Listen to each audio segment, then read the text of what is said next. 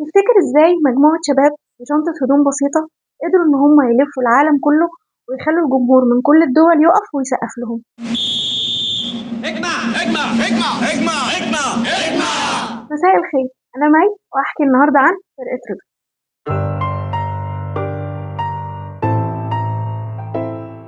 في أغسطس 1959 وعلى مسرح الأزبكية قدمت فرقة رضا الفنون الشعبية أول عروضها برقصات مستوحاة من التراث والفلكلور المصري، ومن هنا كانت البداية لفرقة غيرت مسار الفن المصري وكتبت له تاريخ جديد. ده كان تاريخ أول العروض الرسمية اللي قدمتها فرقة رضا، واللي قبله كان فيه مشوار مليء بالتحديات خاضته الفرقة من خلال مؤسسيها الفنانين الأخوين علي ومحمود رضا عشان تظهر الفرقة للنور. في 18 مارس 1930 اتولد الفنان الكبير محمود رضا، واتولد معاه فصل جديد في تاريخ الفن لأنه أصبح رائد ومؤسس الفن الشعبي في مصر.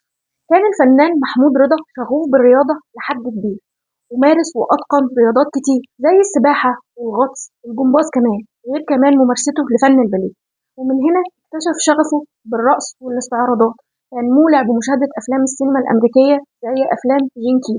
كان بيخرج من السينما يقلد الحركات اللي شافها ويدخل الفيلم عشرات المرات عشان بس يحفظ كام خطوة.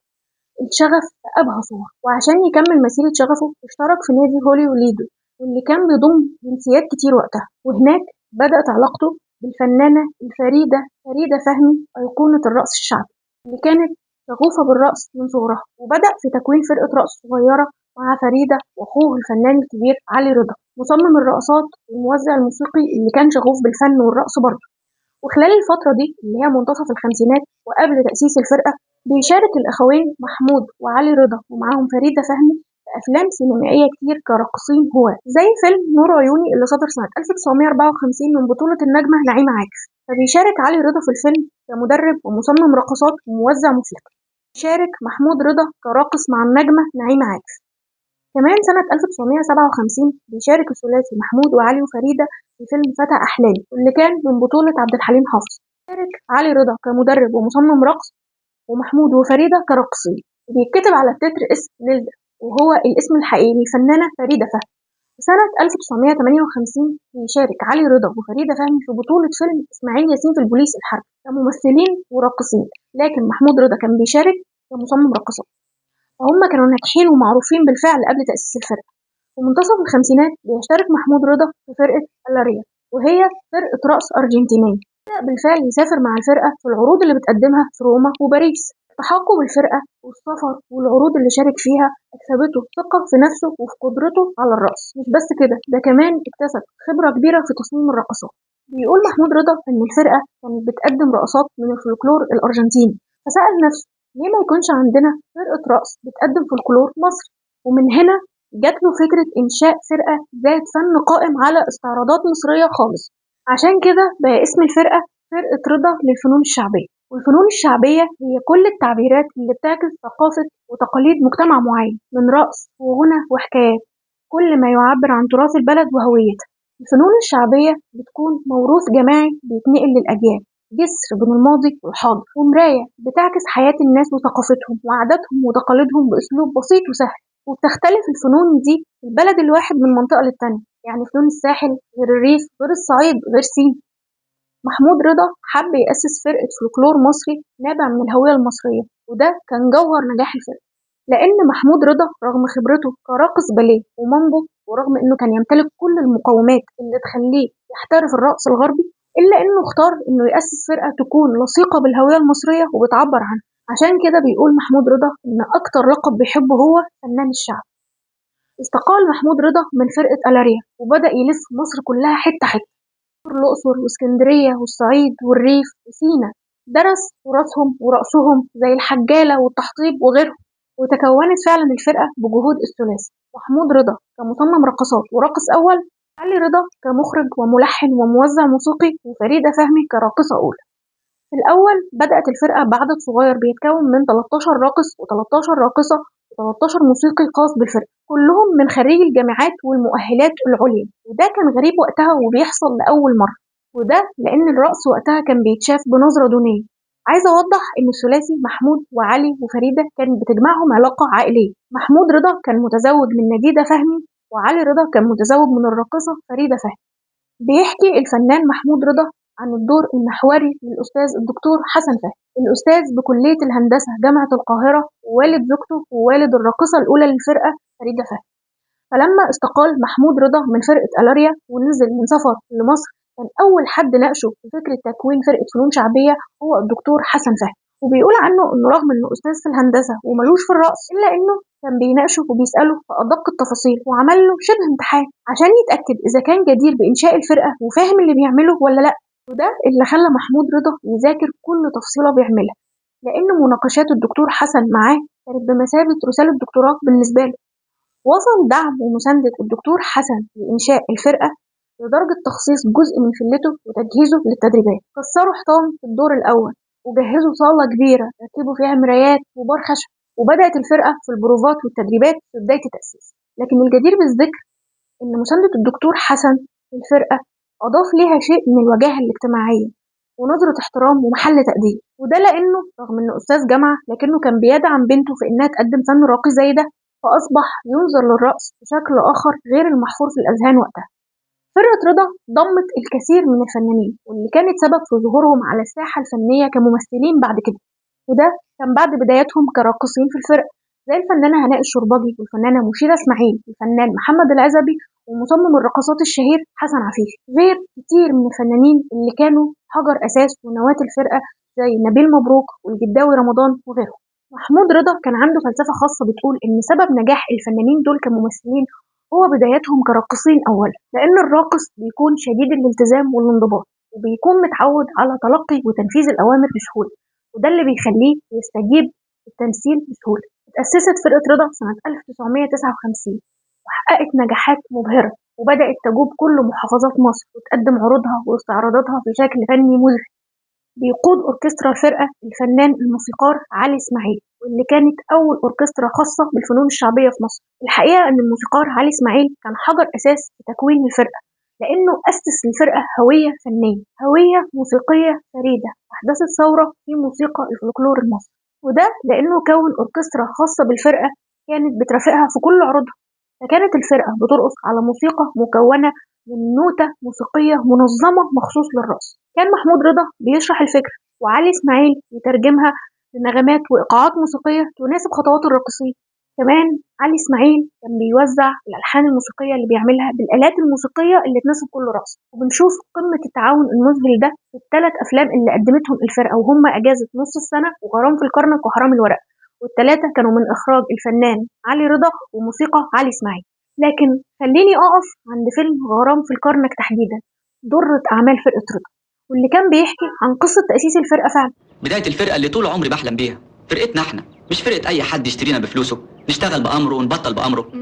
أنا لما بطلت الفرقة اللي كنا بنشتغل فيها كلمت زمايلي وفهمتهم إن احنا ممكن نكون الفرقة بنفسنا، ولمينا فلوس فعلا، اللي معاه دفع واللي ما معهوش استلف، وكبرنا الفرقة وخدنا ناس جداد. غير مشهد كمان أنا بحبه جدا واللي بعتبره بيحمل وجهة نظر صناع الفيلم ونظرتهم لفنهم، واللي كان بيقول: جاي هنا ليه؟ جايين نرقص مش بنهزر ولا بنلعب. زعلان ليه؟ يا ابني الرقص ده جد وبج، هو صلاة الفن بحق، هو نبض الدنيا بحالها، طول قلبها ما هو نازل ده، تعرف ترقص؟ انا والفرقه. كل الفيلم كان مليء بلوحات موسيقية راقصة هايلة محدش يقدر ينساها لحد النهاردة، زي الأقصر بلدنا اللي أصبحت النهاردة زي نشيد سياحي باستعراضها الخالد فوق عربيات الحنطور.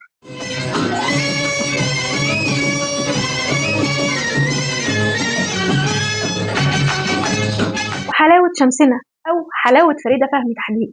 حلاوة شمسنا وخفة ظلنا، حلاوة شمسنا وخفة ظلنا، الجو عندنا ربيع طول السنة. شتسوت الاستعراض الملحمي في معبد الدير البحري. قبلوا عليك يا حلوة زبون، قبلوا عليك يا حلوة زبون. اللي كانت كل رقصاته مستمدة من رقصات قدماء المصريين على جدران المعبد، ولحد الحفلة الرئيسية في نهاية الفيلم، واللي كانت بتضم مجموعة رقصات تراثية وفلكلورية مذهلة.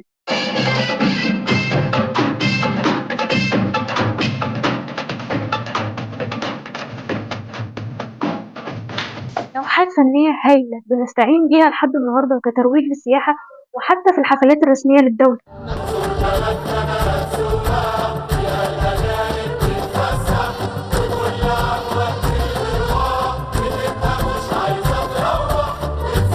بيقول محمود رضا إن أكتر استعراض بيحب في فيلم غرام في الكرنك هو استعراض بنى المسرح، لأنه بيقول العظمة كانت بتكمن إزاي تصمم رقصة أثناء بنى المسرح.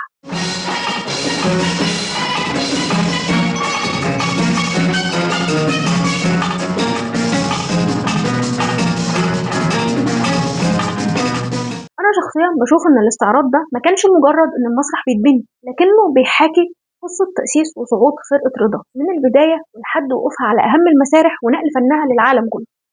مشاهد المسرح وهو بيتبني خشبة خشبة من الصفر بتعاون كل أفراد الفرقة بمنتهى الشغف في معبد الكرنك في حضن التاريخ والحضارة، والسياح جايين من كل الدنيا عشان يتفرجوا على فنهم.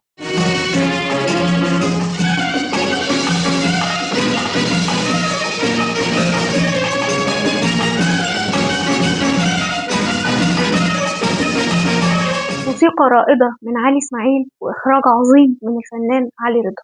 سنة 1961 وبعد سنتين بس من تأسيس الفرقة رسميا بيتم تأميم فرقة رضا للفنون الشعبية وإخضاعها لوزارة الثقافة المصرية. والحقيقة إن ده زي ما كان ليه مميزات كتير، زي إنه ساعد على انتشار الفرقة بشكل واسع على المستوى الدولي، وده لأنها أصبحت السفير الرسمي للدولة المصرية والرقص الشعبي في المحافل الدولية. وطافت الفرقة أكتر من 60 دولة وقدمت عروضها واستعراضاتها على أهم وأكبر وأعرق المسارح في العالم، زي مسرح الأولمبيا في باريس ومسرح ألبرت هول لندن وغيرهم. إلا إن محمود رضا كان بيقول عن المرحلة دي إن كل المشاكل الفنية والإدارية اللي كانت بتعاني منها الفرقة كان بسبب وزارة الثقافة، لأن بعد التأميم عانت الفرقة من البيروقراطية، ولما كانت بتحتاج مسارح عشان تتدرب فيها بدل ما وزارة الثقافة كانت توفر لهم ده بكل سهولة، بالعكس كانت بتتعنت معاهم وترفض توفر لهم المسارح دي. كمان الوزارة كانت بتتعامل مع الراقصين على إنهم موظفين، أو هي بالفعل حولتهم لموظفين. فالأستاذ محمود رضا رائد الفنون الشعبية في مصر اللي أبهر العالم برقصه وفنه واستعراضاته طلع معاش من فرقته اللي هو مؤسسها.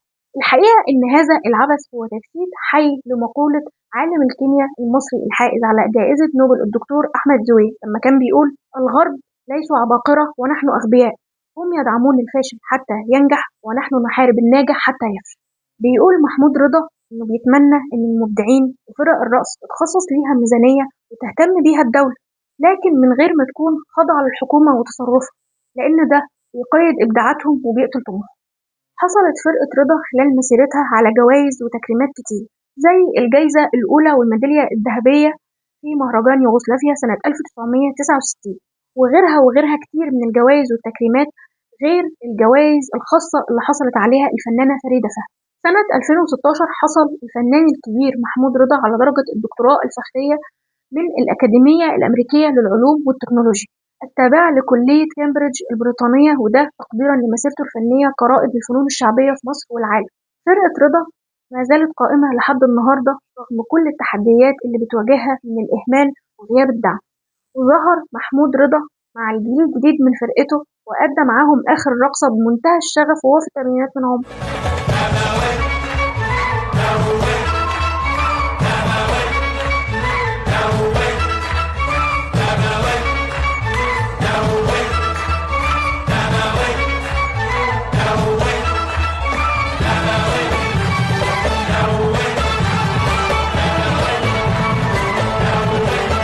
في مقولة بتقول: حتى تصل إلى العالمية يجب أن تكون شديد المحلية. ده بالظبط اللي عمله محمود رضا، قدم فن وتراث بلده بمنتهى الاجتهاد والفخر والصدق من غير ما يقلد حد، بموسيقى وألحان ورقصات وأزياء وديكور وحتى كلمات ما تخصش أي حد غيرنا، عشان يقول إننا عندنا تراث وتاريخ عظيم يستحق إننا نفتخر بيه. فاحتفى بيه العالم وانبهر بثقافته، وحافظ لمصر هويتها من خلال الفرقة اللي غيرت مسار الفن المصري. دي كانت الحكاية من البداية للنهاية. استنوني الأسبوع الجاي في حكاية جديدة مع مي تحت.